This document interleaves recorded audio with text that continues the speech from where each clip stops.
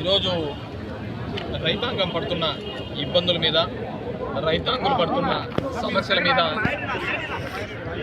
ప్రభుత్వానికి వారు నిద్రపోయే వారిని లేపచ్చు, నిద్రపోతున్నట్టు నటిస్తున్న వారిని లేపాలంటే ఈరోజు వ్యవసాయ శాఖ మంత్రి అయినటువంటి అచ్చెన్నాయుడు రైతుల్ని ఏదో బఫే ఓపెన్ అయినప్పుడు అందరు పోయి బఫే మీద పడతారు కాబట్టి రష్ కనపడుతుంది అని చెప్పడం నిజంగానే సిగ్గుచేటు, నిజంగానే బాధాకరమైన విషయం.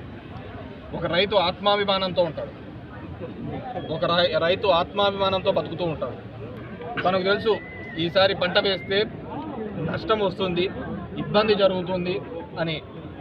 కానీ ఆ నేల తల్లిని మీద పంట పండించకపోతే ఈ భారతదేశానికే ఇబ్బంది అవుతుందనే ఒక ఉద్దేశంతోనే ఆయన వ్యవసాయం చేస్తూ వస్తుంటారు.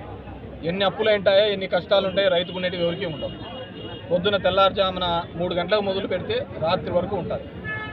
అలా కష్టించిన రైతు ఈరోజు ఒక వ్యవసాయ శాఖ మంత్రి ఆ విధంగా భోజనం కోసం కొట్లాడుకునే వారి కిందికి పోల్చడం నిజంగానే బాధాకరమైన విషయం.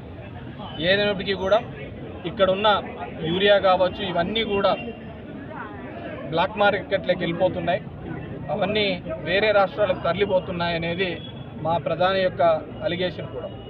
అదేవిధంగా ఇన్పుట్ సబ్సిడీ లేవు, గిట్టుబాటు ధర లేవు. గిట్టుబాటు ధర లేకుండా మనం కూడా చూసాం. బంగారుపాలెంలో రైతులు ఏ విధంగా పడేశారు, టమోటా ఏ విధంగా పడేస్తున్నారు, ప్రతి పంటకు కూడా. ఎందుకంటే ప్రభుత్వం పట్టించుకోవటం లేదు, మార్కెట్లో ఇంటర్వెంట్ కావటం లేదు, కాబట్టి అంత బ్రోకర్లదే రాజ్యమవుతుంది. ఈ సందర్భాన్ని చూసుకొని ఖచ్చితంగా ఈ ప్రభుత్వాన్ని మేల్కోవాలని చెప్పేసి ఈరోజు ఈ కార్యక్రమం చేపట్టడం జరిగింది.